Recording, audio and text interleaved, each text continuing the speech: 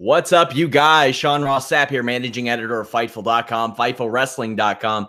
This show brought to you ad-read free by FightfulSelect.com. You can get all your pro wrestling news, rumors, reports, podcasts, exclusives at FightfulWrestling.com, but we have additional premium content over at FightfulSelect.com that includes extended segments, exclusive news bits, Raw and Smackdown scripts, alternate commentary podcasts, retro reviews. We do the Fightful Weekender podcast on FightfulSelect.com, where we review basically everything that isn't Raw or SmackDown, from New Japan to Ring of Honor, 205 Live, NXT, Impact, all that over at FightfulSelect.com, plus early access, behind-the-scenes footage to just a ton of stuff that you won't even see for months on Fightful.com. Go ahead, check it out. It's worth at least giving a gander to. If you're watching this on YouTube, we have a playlist at youtube.com/Fightful where you can preview Fightful Select content. All right, gang. Wow, big news. I have often said in recent weeks, with UFC's numbers kind of dwindling, I cover both. I cover pro wrestling and MMA, a little bit of boxing here and there, but largely Carlos Toro is our guy. Said that I'm very happy I put my eggs in the pro wrestling basket from a career standpoint. If the reports today are any indication, that is really, really hammered home. There's a lot to unpack here. Again, all of these are just reports. I'm trying to find out what I can, have been for the last hour, but here's the report as it appears on Fightful.com, a story that myself and Pat Fannin worked on. Quote, SmackDown may have a new home next year. As reported by ESPN, Fox and WWE have reached a massive deal to air SmackDown. WWE has been looking for a new network to air both SmackDown and Raw, and there have been talks of bringing both to NBC, but according to the report, NBC Universal is focused on Monday Night Raw. Even though the ratings for SmackDown have been declining since the Superstar shakeup, WWE programming is nearly always in the top 5 cable original shows year-round on Mondays and Tuesdays. The live aspect and sports-related nature of SmackDown has helped support those ratings and has only pushed down the rankings by live sports playoffs. The report said that the SmackDown deal is set to begin in October of 2019. In another report by The Wrap, it was said that SmackDown would be broadcast on Fridays and on Fox instead of the rumored Fox Sports or Fox Sports 1. That was hardly the last of the news, as The Hollywood Reporter would later reveal that the deal in question was a 5-year agreement worth over $1 billion. WWE stock hit an all-time high on Monday after news of the possible move broke. SmackDown has been on 5 networks since it debuted on UPN in 1999, but has not been on a Fox-owned network in the past. Raw has only ever been on Spike TV, formerly known as TNN, and the USA Network. Raw has appeared, or SmackDown rather, has appeared on Tuesdays, Thursdays, and Fridays during its run, but has been live for the duration of their Tuesday night airings. So that's the story that we have up right now. Lots of stuff to unpack here. Mother of God. So that is a huge deal. That is a big-time deal. For so long, pro wrestling rights fees were never quite what they could be. Like, soccer would do a fraction of the ratings that a WWE show would do and get significantly higher ad revenue. And that's because of the perception that wrestling fans don't spend money. It looks like WWE stepped up this time and they said, piss off with that theory, mates. We're gonna get to what we deserve. Their stock price is up to $58.50. Kyler James is saying the New York Post is saying that it would be a 3-hour show now. That would make sense. This is pure speculation right now. It would make sense. Also, the Friday thing, a lot of people saying, oh, does that mean they'll be taped? How will this affect this? How will this affect that? I have a hard time believing that Fox would pay that much money for a tape show, or that they would air their show on Big Fox any other night but a Friday. Because, I mean, Friday, who gives a shit what's on the air Friday nights on Fox? Well, now at least 3 million, maybe 2.5 to 3 million people will. I couldn't tell you one show that has ever aired on Fox on a Friday night. Never. Ever, ever, never, never. Don't know. I know on some of the other networks, it's like their Dateline, 2020, Nightline type of crap. That's what they do on Friday nights. But I look for this to be categorically different. This is a major money deal. And if they're getting this much for SmackDown, then they're probably getting significantly more for Raw. Quite frankly, I saw somebody's Twitter display handle that kind of jokingly said, NBCU can't afford SmackDown Live, and that was their display name. And I was like, that's kind of funny. It's also true right now, because we're looking at quite possibly $600 million, maybe about $550 million per year for the rights fees to Raw and SmackDown. That doesn't include an NXT, a 205 Live, a main event, the pay-per-views, all that stuff that they have going on right now. There is some real money in this content for WWE now. And to be honest with you, a lot of people are like, they're so dumb. They're so dumb. All these networks are dumb. WWE should have been getting this money a long time ago based on the numbers that they drag in. Look at the top fives every week. Outside of a few political shows and live sports, maybe a Love and Hip Hop or Love and Hip Hop Atlanta or something like that. Generally, WWE is always right up there. And it's been that perception for so long that people didn't spend money on anything outside of wrestling. Well, that's not the case. People, they are humans. They are people that you cater to. That's advertisers want their product in front of these people's faces. Meanwhile, you have Impact Wrestling that's just like, can I get $100 bill for this show? We'll see how that hashes out. Whew, man. And you're looking at, like, look where WCW was when it shut down. Imagine, even if they were around at those numbers today, how much they could get for programming. There's a lot of people saying, oh, now they're never going to make the show good. They're never going to make the show good. Well, one of two things will happen.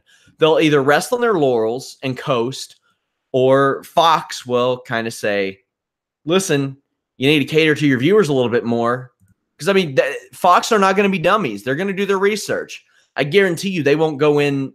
Fox is not going in as blind as the Crown Prince of Saudi Arabia did, asking for friggin' Yokozuna and Hulk Hogan, getting a 7-figure house show, 8-figure house show, essentially. Fox is going to do their homework, or they did do their homework before making this deal. They know the business by now, I'm sure. I'm sure of it. This is an absolutely insane amount of money. And now you look at where the stock is. I asked Chris Harrington to do a piece, I don't know if he will, but about how much money Vince McMahon has lost out on as he sold, I think, $200 million worth of his stock to fund the Alpha Entertainment XFL deal before the stock shot through the roof.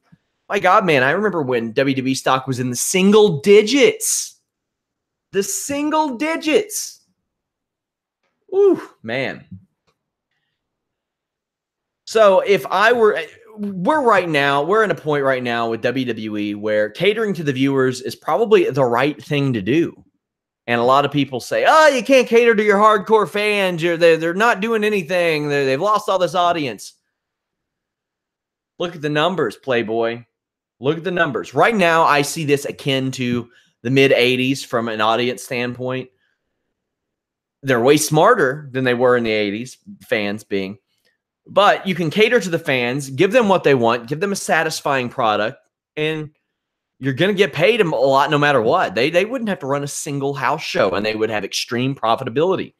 And right from in the mid-'80s, really for decades, WWE was a babyface territory and booked to keep the fans happy.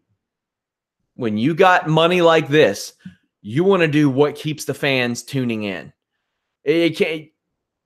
Not a spite yourself promotion, not a troll promotion, essentially.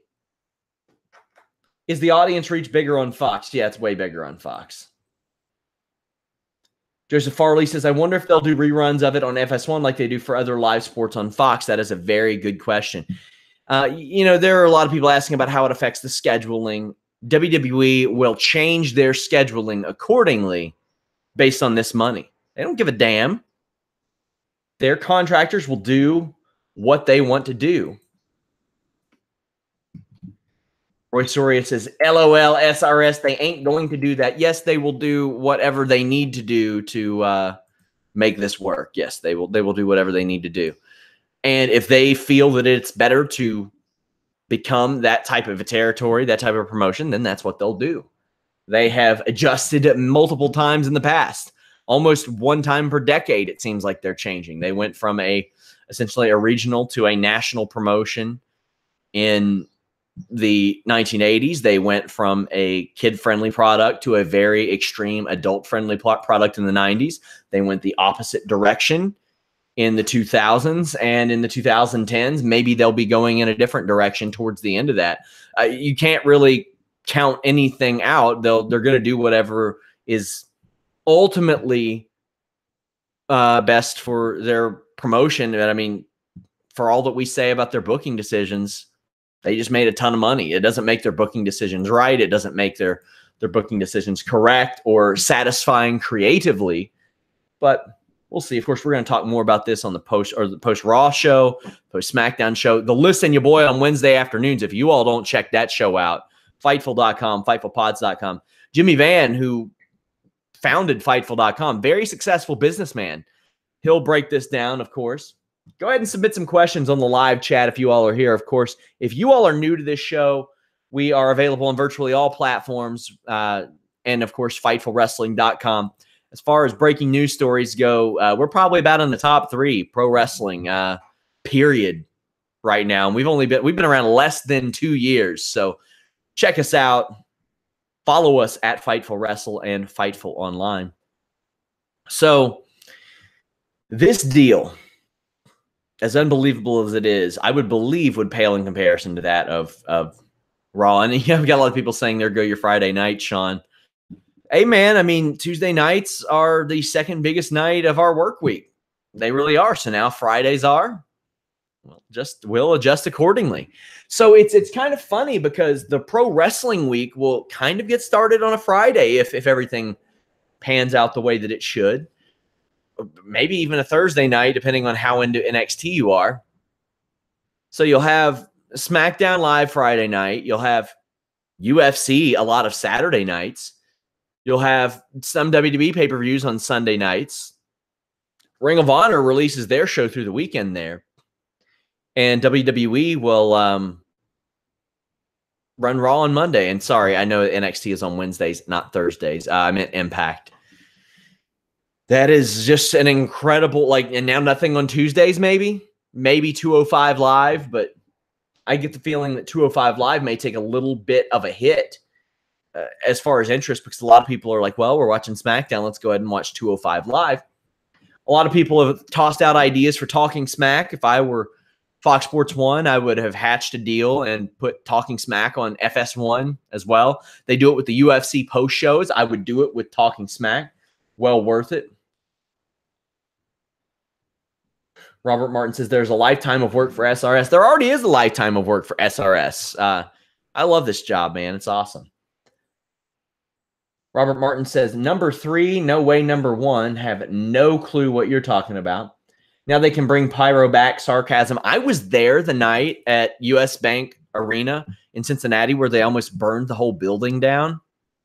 They had to evacuate us, and we had to wait. We didn't get into the show until literally maybe 5 or 10 minutes. I was working for OneWrestling.com then and did a live call with Bill Apter. That was wild. I was up in a skybox with some OVW folk back then, but man, that was insane. So with the reduction in spending, I'm not surprised they would do that. Now there are a lot of dominoes to fall here, guys. What happens at 205 Live? What happens to NXT? Right now, NXT has 2 touring brands, essentially. WWE UK. What kind of a deal will they search out for in the UK? Because that is a completely untapped resource for them right now. WWE, by next year, by the end of next year, or maybe 2020, could have Raw, SmackDown, 2 brands of NXT touring, essentially, because they do the Florida loops and the national loops. If they end up doing a 205 Live touring brand, we'll see. And UK, that is nuts. However, they don't really have to do live events if they so choose. They, like I mentioned earlier, an extreme level of profitability just based on rights fees. And we've heard about this, how they're moving away from a live events based program to a rights fees based thing. And you know that the same could be said a little bit for like movies. Like some people don't show up and go watch movies anymore. They'd rather stay home and watch Netflix. What if they had the first 2 hours on Fox and the last one on FS1? They will not do that. They're not going to do first hour NXT, first hour 205 Live. They're not going to do split hours, all that stuff. They just will not do that. I've been told by those within the company that has never been something that they've been interested in, because a lot of people say the first hour of Raw should be NXT. No, they have never been interested in doing that. Tim Travers says, I trust Fightful and PWE more than others. Just saying. Thank you for that. Yeah, visit our friends at Pro Wrestling Unlimited. They do a lot of great work for us and with us. They do videos on all kinds of news topics, and they do the Fightful Wrestling Weekly every single week, where they talk about my thousands word. I do 1,000 words of exclusives that drop on Friday. There was a post on Reddit that got posted today because somebody mentioned how popular Rousey was backstage. You boys at Fightful had that 2 months ago on the Fightful Wrestling Weekly. I guess you can say she does give a damn about her bad reputation. Am I right? Heavy J says, put 205 Live at Full Sail and have it on, have it tour with NXT as a super show. Yeah, you can do that. Does Monday or Friday mean more to WWE now? It will be Monday. They'll make more money off of Mondays, but SmackDown will mean more to them than it does now. Dave Meltzer just said that SmackDown can't go to 3 hours because of 10 p.m. local news. Yeah, that's possible. Although there are some stations that run their news, like Fox. I think Fox used to run theirs at 11 here. I think on WXIX back when, or Fox 19, whenever they ran it back in the day, because that was the deal. Fox would run their news an hour later for all the people who missed the 10 o'clock news. Big news if true. AJ means UFC is exclusively on ESPN if that occurs. No, it doesn't mean that. UFC can shop to other networks as well. UFC's deal with ESPN right now is just for 15 things on 15 shows on ESPN Plus. Now here's another interesting aspect of Raw, SmackDown, UFC, the UFC movement. UFC is likely to make more off of their ESPN deal per show than they do on pay-per-views. A lot of them, especially their low-level ones. WWE is going to make a lot more off of an episode of Raw or SmackDown than they may be bringing in per pay-per-view on the network.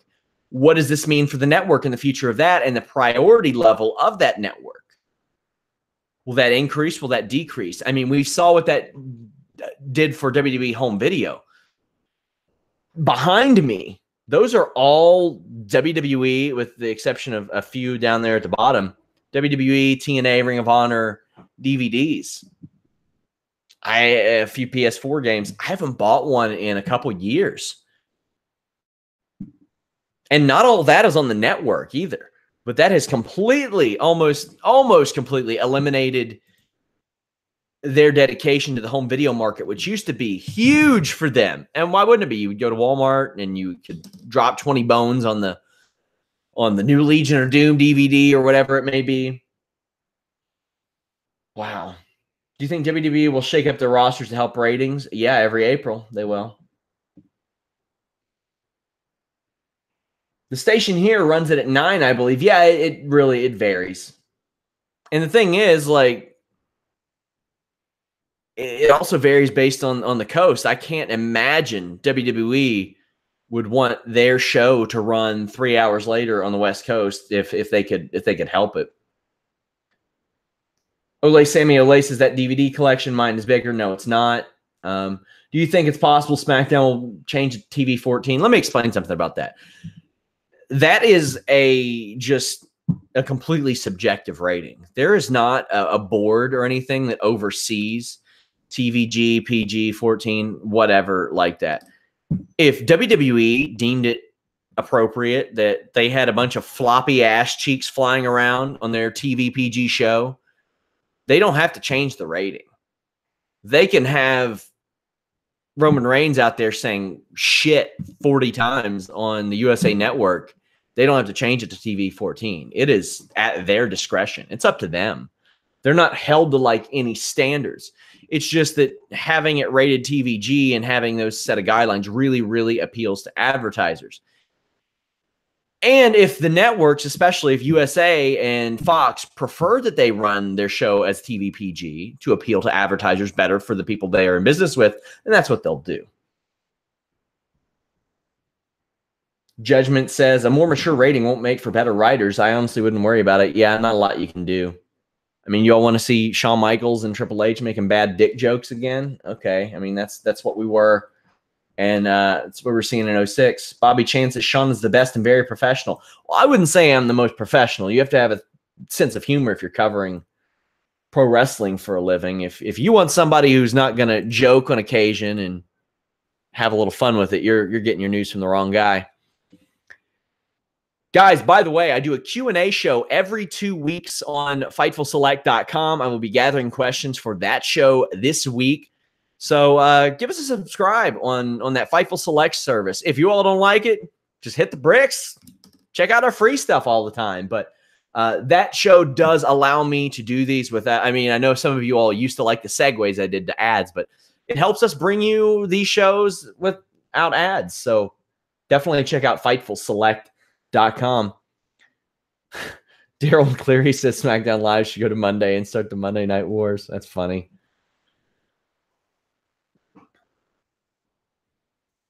So are Raw and SmackDown Live on the same network? No, it doesn't look like they will be. Who will be the SmackDown champion for the next 5 years to get the ratings? How the hell should I know? I mean, I wouldn't have expected in March of last year that Jinder Mahal would be champion within what, a couple weeks at that stage. It's unbelievable. Keep submitting those questions, guys. I'm here for you. This is keeping me out of writing more articles about my theories about why Stokely Hathaway tried to cut Matt Riddle's hair. That story is up at Fightful.com. It was a slow news day. It was a slow Monday. We did 2 feature stories that were satire back-to-back. Alex Palowski did an in-depth investigation of Sarah Logan's uncle's Tater's farm. Go check that out. And I did one off the tracks with SRS, where I speculated that Stokely Hathaway actually tried to cut Matt Riddle's hair to taint Keith Lee's drug test hair sample and not get him hired by WWE. Of course, that didn't happen, but go check out the story anyway. It's well worth it. DVDs have been rendered obsolete. Yeah, pretty much. I did buy the Ted DiBiase Price of Fame DVD, though. AJ Stone says, Dave said that they could move SmackDown to FS1 if ratings are lower than they have. Yeah, of course. They could do anything they want. They own all the networks. Come on. That's obvious. With WWE planning to do next territories in different places, is WWE trying to control or kill the indies? No, they need the indies to survive. Triple H knows that as much as anyone. So let's see. What else do we got? Any effect on ticket prices with the new deal? That's way too early to tell. They've climbed quite a bit in the last 4 to 5 years, especially pay-per-views. Way too early to tell how this will affect live gates, ticketing, merchandising, anything like that. What's this mean for the XFL? So the funny thing was, I don't hear anything about the XFL these days. And we know they're supposed to launch in 2020, a couple months after this, but go look at XFL's Twitter account. There are just recently in the past week, we've seen action. It kicks off in early 2020. What 8 cities would you want? And it's a bunch of talks about recommendations of the cities. Other than that, we didn't hear from the XFL or about the XFL since early February. And I would speculate that the issue was Dick Ebersol's son starting, I think it was the AFL, whatever the hell promotion he's starting with football. I think maybe that caught Vince by surprise because that was a part of the motivation, I believe, for him to start the XFL was that documentary. And the guy making, Charlie Ebersol, making that documentary, starting up his own football league and then launching it next year, I think that maybe threw him for a loop. Sean, do you buy RF video DVDs? No, I do not and will not. Any chance Superstars or Main Event returns to weekend mornings on television? I doubt it. I highly doubt it. Smackdown can easily pop over a 3.0. That's what Hell's Kitchen averaged, and they've been around forever. Time for fresh blood on Fridays. That's an interesting aspect because I think Tuesdays for wrestling is a good night. I know WWE liked to sustain their stuff throughout the middle of or throughout the week. That way it kept it. You were thinking about wrestling all week. I loved Monday, Tuesday. Loved it, man. And I will love it for the next, 16 months. However, I could see why they want to try it on Friday nights. Like I said, like what has ever been on Fox that you're like, man, I got to tune in on Fridays. Hell's Kitchen, some people. All right. I didn't know. I don't watch Hell's Kitchen. I don't. I watch Daredevil, which takes place in Hell's Kitchen, New York. That's about it. Not before noon on Saturdays. Thanks, Tipper Gore. Oh, Jesus Christ. Guys, visit FightfulWrestling.com. Visit Fightful.com. We've got all kinds of stuff there for you. We have breaking news. We have analysis, financial analysis. We have satire there, podcasts, exclusive interviews. And on the MMA side, we have a ton of stuff as well. Leave us a thumbs up. Subscribe to us. That stuff really helps. And, of course, check out FightfulSelect.com. It helps us bring you these shows completely ad-read free. Going to do some more of these breaking news podcasts, but, of course, you can get all your news at FightfulWrestling.com. Until next time, we are out.